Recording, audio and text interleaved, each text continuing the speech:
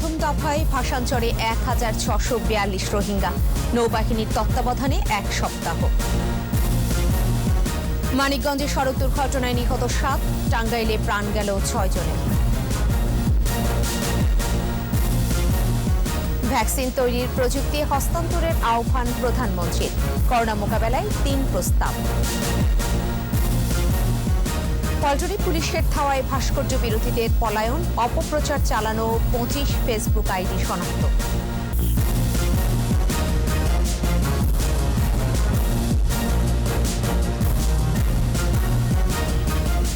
শুনছিলেন first security ইসলামী bank limited সংবাদ শিরোনাম।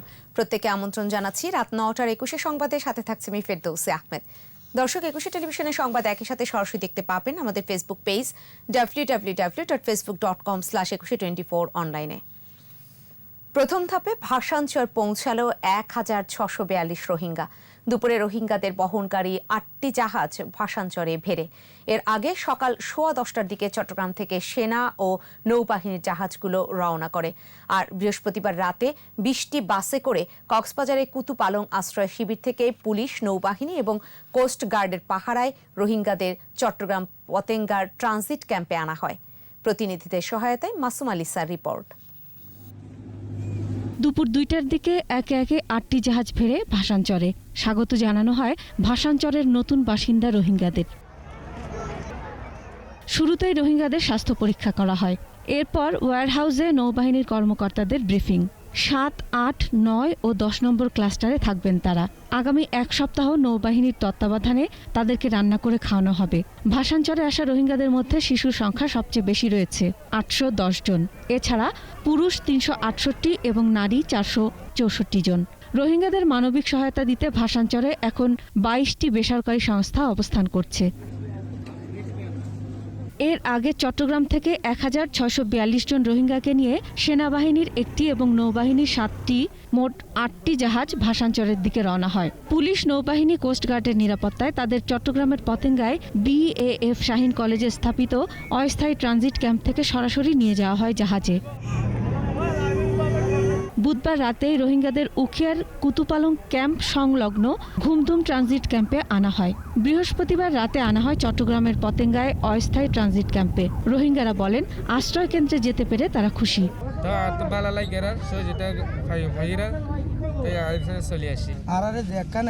বাংলাদেশের মাঝে সরকারে করছে আজ মায়ের মাঝে আর মরে যেতাম বুঝো, সরকার লেখাপড়া করাইব, স্কুল ফরাইব, তারপর আর শিক্ষা পাইব।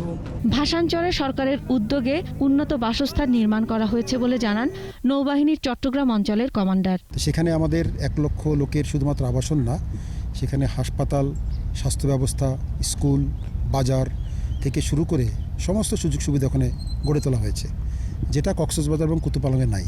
মিয়ানমারের জাতিগত নিপীড়ন নির্যাতনের মুখে 2017 সালে বাংলাদেশে আশ্রয় নেয় 11 লাখের বেশি রোহিঙ্গা। ক্ষতির মুখে পড়ে পরিবেশ প্রতিবেশ।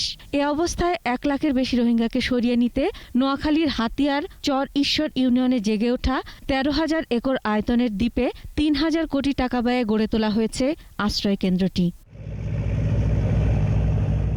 মাসুম আলিসা, 21 টেলিভিশন। দুপুরে মানিকগঞ্জে আর সকালে টাঙ্গাইলে মর্মান্তিক সড়ক দুর্ঘটনায় প্রাণ গেল 13 জনের।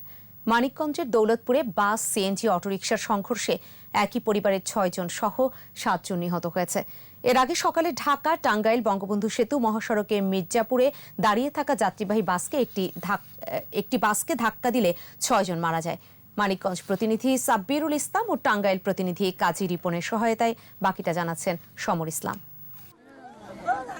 দুপুরে অসুস্থ নাতনির চিকিৎসার জন্য স্বজনদের সঙ্গে নিয়ে দৌলতপুর থেকে মানিকগঞ্জ যাচ্ছিলেন হরে কৃষ্ণর পরিবার। ঘেউর দৌলতপুর সড়কের মূলকান্দিতে আসার পর অটোরিকশার সঙ্গে ভিলেজ পরিবহনের যাত্রীবাহী বাসের সংঘর্ষ হয়। এতে নিহত হন 7 জন।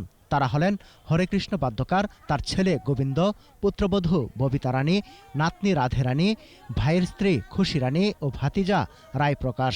দুর্ঘটনায় সিএনজি চালক জামাল শেখও ঘটনাস্থলে মারা যায়। এদিকে টাঙ্গাইলে সাত সকালে ঝরে যায় 6টি তাজা প্রাণ। রংপুর থেকে ঢাকাগামী সেবা ক্লাসিক পরিবহনের একটি যাত্রীবাহী বাস মির্জাপুর উপজেলার কর্ণী এলাকায় বিকল হয়ে পড়ে।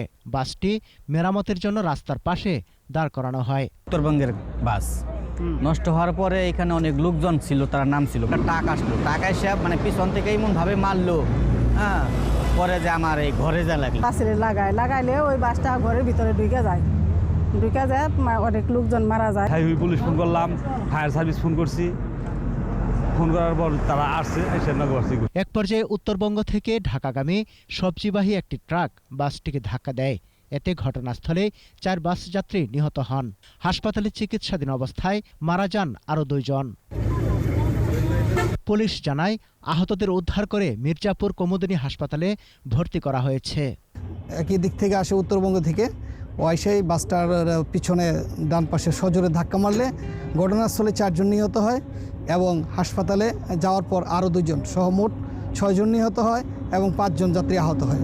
এদিকে আলাদা দুর্ঘটনায় মাগুরা, গাজীপুরের শ্রীপুর ও নাটোরে 3 জন নিহত হয়েছে। সমর ইসলাম, 21 টেলিভিশন। উন্নয়নশীল দেশগুলোতে স্থানীয়ভাবে উৎপাদনের জন্য করোনা ভ্যাকসিনের প্রযুক্তি হস্তান্তরের আহ্বান জানিয়েছেন প্রধানমন্ত্রী শেখ হাসিনা। কোভিড-19 ভ্যাকসিনকে বিশ্ব জনপণ্য হিসেবে বিবেচনা করার কথাও বলেন তিনি। কোভিড-19 বিষয়ে জাতিসংঘের 31তম বিশেষ অধিবেশনে শেখ হাসিনা করোনা মহামারী মোকাবেলায় 3টি অগ্রাধিকার প্রস্তাবও তুলে ধরেন। মাহমুদ হাসানের রিপোর্ট।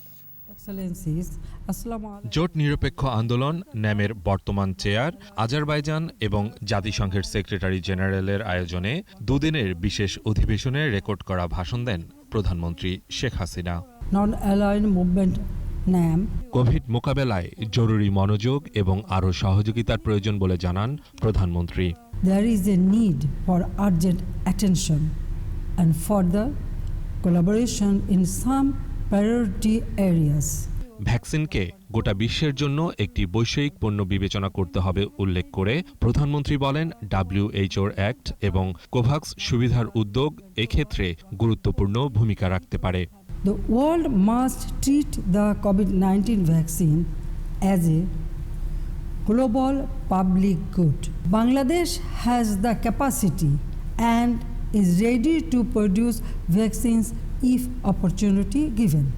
ভবিষ্যতে মহামারী মোকাবেলায় সামর্থ্য অর্জনে টেকসই বিশ্বের জন্য 2030 এজেন্ডা সম্পাদনে নতুনভাবে প্রতিশ্রুতি গ্রহণের আহ্বান জানান প্রধানমন্ত্রী। We need to ensure universal, equitable, timely and affordable access to quality vaccines.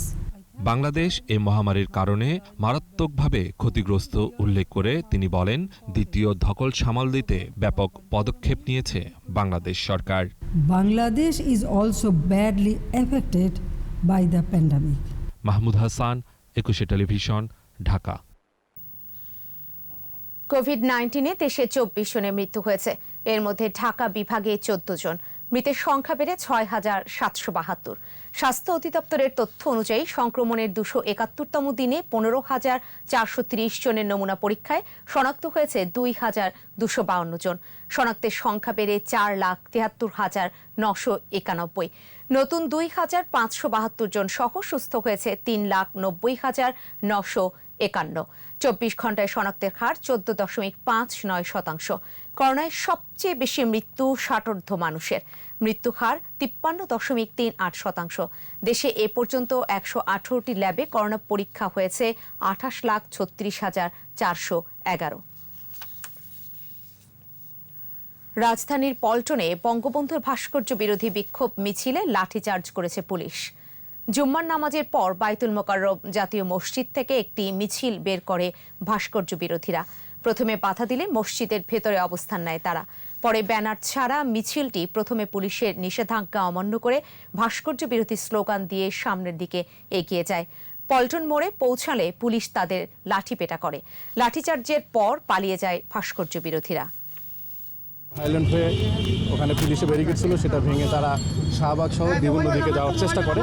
পরবর্তীতে এখানে আইনশৃঙ্খলা পরিস্থিতি উদ্ভব বলে আমরা তাদেরকে ছত্রভঙ্গ করে দিই। ভাস্কর্য নিয়ে অপপ্রচার চালানো 25টি ফেসবুক আইডি শনাক্ত করেছে সিআইডি। সংস্থাটির সাইবার ইন্টেলিজেন্স ইউনিট জানিয়েছে, ডিজিটাল মাধ্যমে চলছে নানা অপপ্রচার। মূলত দেশের বাইরের ফেসবুক আইডি থেকেই এসব অপকর্ম করা হচ্ছে। দীপু শিকদারের রিপোর্ট। যারা বঙ্গবন্ধুর পক্ষে তারা বঙ্গবন্ধুর মূর্তি ভাঙে। সম্প্রতি কয়েকটি ইসলামিক দল বঙ্গবন্ধুর ভাস্কর্য নিয়ে অধ্যত্বপূর্ণ বক্তব্য দেয়। গ্যান্ডারিয়ায় বঙ্গবন্ধুর কোনো ভাস্কর্য স্থাপন করতে দেওয়া হবে না বলেও হুমকি দেয় তারা। আমরা সেখানে মূর্তি হতে দেব না। ভাস্কর্য ইস্যুতে উদ্দেশ্যপূর্ণভাবে অস্থিতিশীল পরিস্থিতি তৈরির অপচেষ্টার বিরুদ্ধে মাঠে নামে প্রগতিশীল বিভিন্ন সংগঠন। তারপরও থেমে নেই সুযোগ সন্ধানী ওই মহলের অপকর্ম। এবারও ফেসবুক সহ সামাজিক যোগাযোগ মাধ্যমে সরকার প্রধান, গুরুত্বপূর্ণ ব্যক্তি, এমনকি রাষ্ট্রের বিরুদ্ধে অপপ্রচার চালাচ্ছে তারা। ডিজিটাল যোগাযোগ মাধ্যমে অপপ্রচারের বিষয়টি শুরু থেকেই পর্যবেক্ষণ করছে সিআইডি। এরই মধ্যে একাধিক ব্যক্তিকে শনাক্ত করা হয়েছে। বর্তমান সরকারের যে অবস্থা, যেটা উন্নয়ন যেটা চলতেছে, এটাকে বাধাগ্রস্ত করার জন্য, জনসাধারণকে একটা বিভ্রান্ত একটা সিচুয়েশন তৈরি করার জন্য এর পিছনে অবশ্যই একটা গ্রুপ তো সক্রিয় রয়েছে। এরকম তো আমরা অবশ্যই শনাক্ত করতেছি, করে যাচ্ছি। এরকম আমরা বেশ কয়েকজনের নাম পেয়েছি। বেশ কিছু ফেসবুক আইডিও শনাক্ত করেছে সিআইডি। আমরা বেশ কিছু আইডি আইডেন্টিফাই করেছি, সেটা 20-25টা আইডির মতো হবে। কিছু আইডি রয়েছে আপনার দেশের, কিন্তু আসলে তাদের হলো সেই ভুয়া নামে করা। বেশিরভাগ ক্ষেত্রে হলো এরা আপনার দেশের বাইরে অবস্থান করে। ডিজিটাল প্ল্যাটফর্মে গোয়েন্দা নজরদারি অব্যাহত থাকবে বলে জানান এই কর্মকর্তা। নির্দিষ্টভাবে নির্ধারিত কোনো সংখ্যা নেই, সংখ্যাটা বাড়তে পারে আবার কমতে পারে। দীপু শিকদার, 21 টেলিভিশন, ঢাকা। মুন্সিগঞ্জের মাওয়া প্রান্তে পদ্মা সেতুর 11 ও 12 নম্বর পিলারের উপর বসল 40তম স্প্যান। দৃশ্যমান হলো সেতুর 6 কিলোমিটার। 39তম স্প্যান বসানোর 7 দিনের মাথায় 40তম স্প্যানটি বেলা 11টার দিকে বসানো হয়। পদ্মা সেতুর নির্মাণ কাজ শুরু হয়েছিল 2014 সালে, আর 2017 সালের ডিসেম্বরে বসানো হয়েছিল প্রথম স্প্যানটি। এরপর ধাপে ধাপে এ পর্যন্ত 39টি স্প্যান বসানো হয়েছে। সেতুর মোট পিলার 42 এবং স্প্যান 41টি। বিজয় দিবসের আগেই বসানো হবে শেষ স্প্যানটি। নো মাস্ক নো সার্ভিস বিধি মেনে চলুন, সুস্থ থাকুন। বিরতি নিচ্ছি, যখন ফিরছি তখন থাকবে পদ্মায়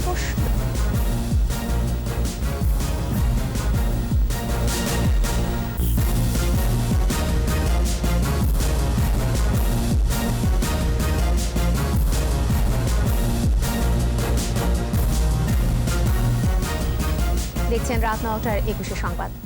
সরকারের বিরুদ্ধে নানামুখী ষড়যন্ত্র হচ্ছে বলে অভিযোগ করেছেন আওয়ামী লীগ সাধারণ সম্পাদক ওবায়দুল কাদের। বলেন, কেউ গায়ে পড়ে ঝগড়া করলে আওয়ামী লীগ তার জবাব দিতে প্রস্তুত। দেখুন মিনালা দিবা রিপোর্ট। করোনা ভাইরাস মোকাবেলায় আওয়ামী লীগের ত্রাণ ও সমাজ কল্যাণ বিষয়ক উপকমিটির পক্ষ থেকে মাস্ক বিতরণ অনুষ্ঠান।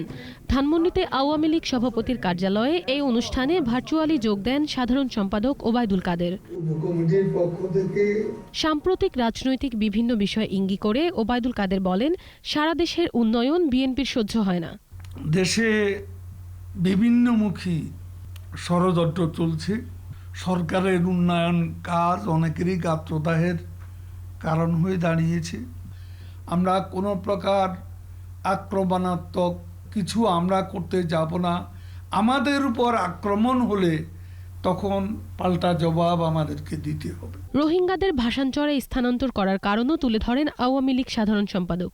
দেশের অভ্যন্তরে এ রোহিঙ্গাদের যে ভিড়, এটা কমানোর জন্য আমরা তাদেরকে একটা ব্যবস্থা মাননীয় প্রধানমন্ত্রী শেখ হাসিনা নিয়েছেন। তারা যাচ্ছেন সেখানে, আমরা তাদের ভালোর জন্য এটা করেছি। 10 ডিসেম্বরের মধ্যে পদ্মা সেতুর সবশেষ স্প্যান বসবে বলেও আশার কথা জানান তিনি। করোনা দ্বিতীয় ঢেউ রোধে সবাইকে স্বাস্থ্যবিধি মেনে চলারও আহ্বান জানান আওয়ামী লীগ সাধারণ সম্পাদক। মিনালা দিবা, 21 টেলিভিশন, ঢাকা। সোশ্যাল ইসলামী ব্যাংক লিমিটেড বাণিজ্য সংবাদ।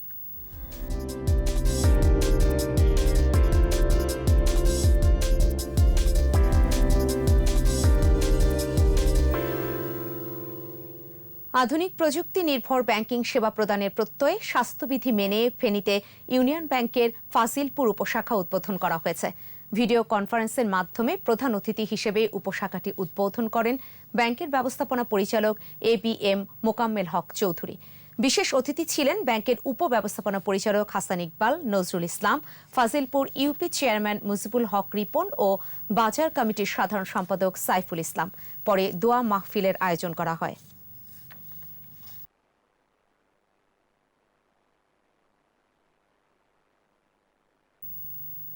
নো মাস্ক নো সার্ভিস, বিধি মেনে চলুন, সুস্থ থাকুন। আরেকটা বিরতি, যখন ফিরবো তখন থাকবে। 100 দিন নাগরিকদের মাস্ক পরতে বলবেন বাইডেন। ব্রাজিলে অনুমোদনের অপেক্ষায় চীনের করোনা ভ্যাট।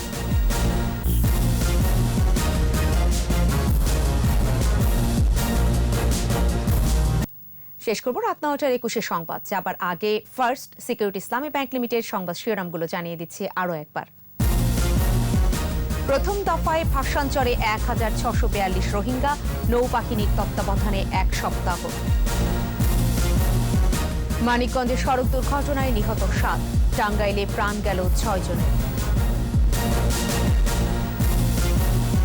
ভ্যাকসিন তৈরির প্রযুক্তি হস্তান্তরের আহ্বান প্রধানমন্ত্রীর। করোনা মোকাবেলায় 3 প্রস্তাব। পল্টনে পুলিশের ধাওয়ায় ভাস্কর্য বিরোধীদের পলায়ন, অপপ্রচার চালানো 25 ফেসবুক আইডি শনাক্ত।